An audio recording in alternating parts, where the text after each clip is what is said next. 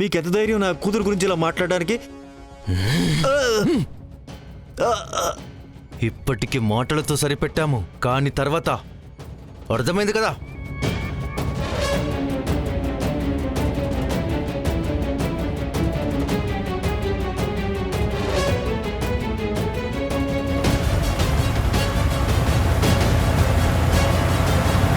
అదే నీ కూతురుంది కదా, చాలా అందంగా ఉంది, అచ్చం హీరోయిన్లా. మీ ఇంట్లో వజ్రం ఉంది కదా, దాన్ని అమ్మేసి మా డబ్బులు వసూలు చేసేసుకుంటాం.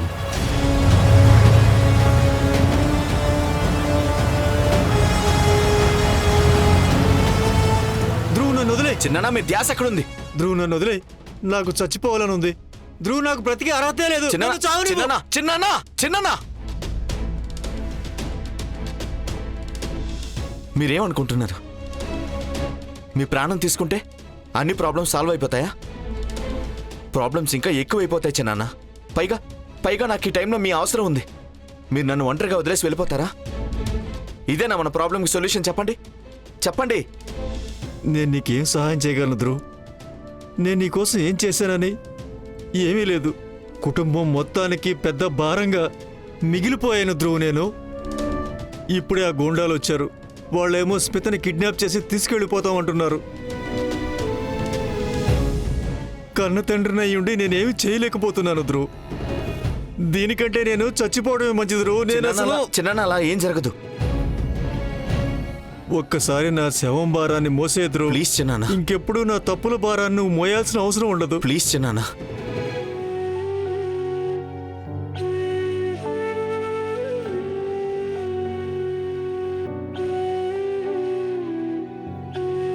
చిన్నాన్న,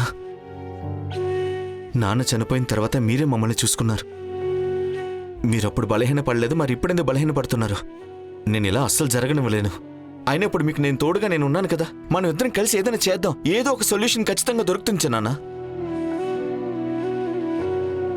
నేను ఆల్రెడీ ఒకసారి నాన్న తన ప్రాణాలు తీసుకోవడం చూసేశాను. నాకు మళ్ళీ అవన్నీ చూసేంత ధైర్యం అస్సలు లేదు చిన్నాన్న.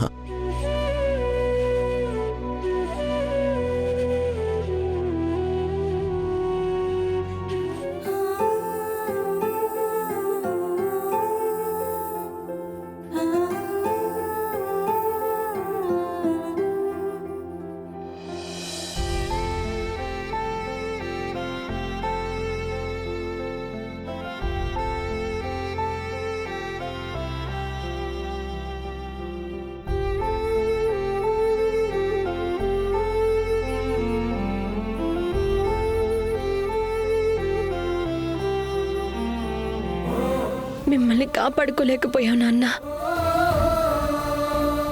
ఈ విషయంలో ఈ రోజుకే నన్ను నేను క్షమించుకోలేకపోతున్నాను. ఇంకాస్త ఎక్కువ ఎందుకు పోరాడలేదని నా ప్రయత్నాల్లో ఏం లోపం ఉండిపోయింది. కానీ ఈరోజు ఇన్నేళ్ల తరువాత నా మనసు కాస్త తేలిగ్గా అనిపిస్తుంది. ఎందుకంటే నేను మీలాంటి ఒక మనిషిని కాపాడుకోగలిగాను. ఆ మనిషి ఆయనకి కూడా మీలాగే అన్యాయం జరగబోయింది. ఆయనకి కూడా ఏదో శిక్ష పడబోయింది. అది ఆయన అస్సలు చెయ్యని ఒక తప్పుకి. కానీ నాకు ఇదే ధైర్యం, ఇదే బలం నాకు అప్పుడు ఉండుంటే బాగుండేది. మీరు మీకు జరిగిన అన్యాయంతో ఒంటరిగా పోరాడే సమయంలో అప్పుడు మిమ్మల్ని నా నుంచి దూరంగా వెళ్ళనిచ్చేదాన్ని కాదు. ఐఎమ్ సారీ నాన్న. I'm sorry.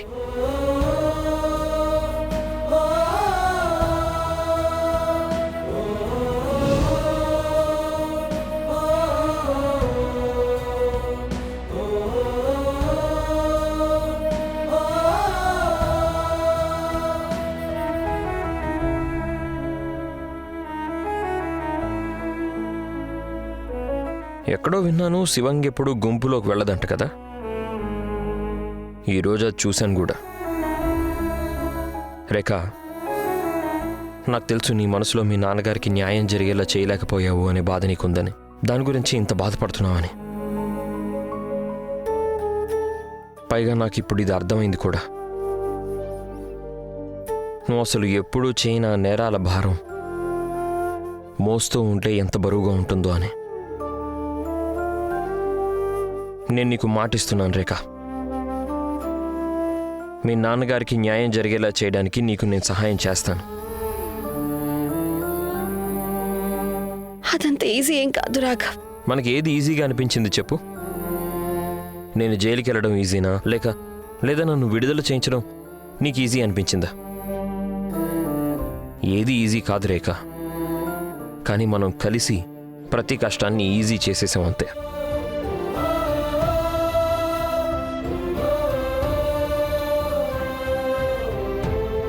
నేను నీకు మాటిస్తున్నాను రేఖ, మన ఇద్దరం కలిసి మీ నాన్నగారికి న్యాయం జరిగేలా చేద్దాం.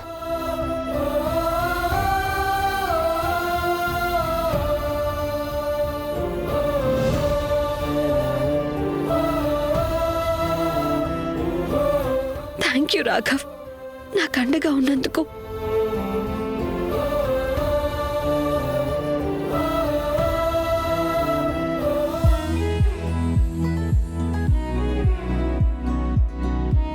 అందరికీ టిఫిన్స్ కూడా చేయాలి.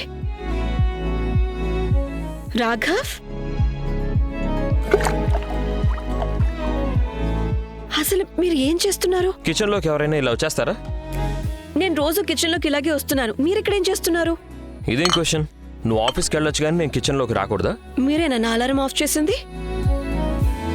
అది ఇది కరెక్ట్ కాదు రాఘవ్. మీకు తెలుసా, ఈ రోజు బ్రేక్ఫాస్ట్ చేసే డ్యూటీ నాది. అసలైనా ఈ రోజు కిచెన్ లో నాకు చాలా టైం పడుతుంది. మీరు వెళ్ళండి. రేఖ, ఇప్పుడు నాకు మీతో ఏమీ మాట్లాడడం లేదు, ఎందుకంటే నాకు లేట్ అయిపోతుంది. నేను బ్రేక్ఫాస్ట్ ప్రిపేర్ చేయాలి.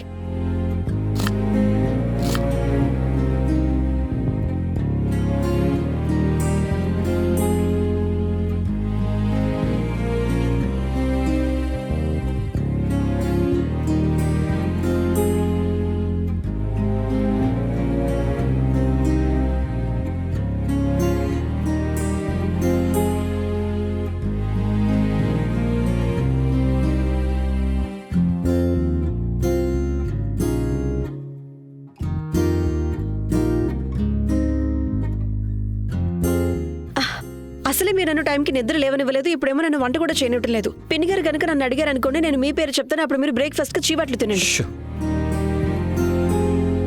ఎక్కువ మాట్లాడతావు కదా నువ్వు. నోట్లో ఏమైనా మోటార్ ఉందా ఏంటి? అప్పుడప్పుడు వినడం కూడా నేర్చుకో.